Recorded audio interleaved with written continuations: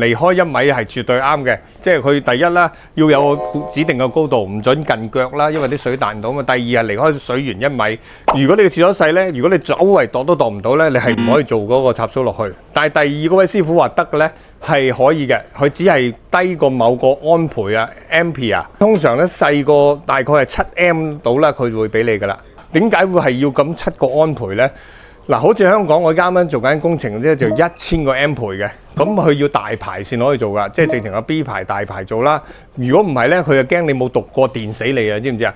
如果我哋屋企嘅13M 嘅插蘇咧，已經可以電死人噶啦。但係7M 裏邊咧，點解未佢覺得呢個供應量係細啲，所以咧就電唔死啦。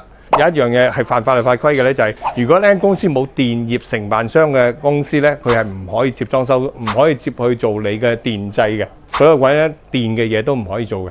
M 啦、W 啦同埋 V 3個字。我哋其實喺香港咧供應嘅插蘇咧，大概其實幾多 M 都有㗎，但係大部分我哋出現咗5M、7M、13M， 仲有15M， 跟住20M， 但係15M 係少咗好多㗎啦。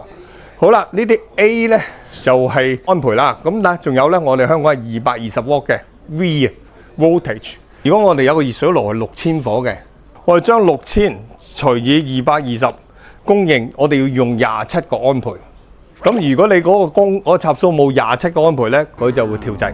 所以咧，其實咧電裏邊嘅呢3個好微妙嘅數字咧，大家咧就其實係好易計到出嚟，亦都唔係話咁難嘅嘢嚟嘅。教主錦囊，記得點讚收藏。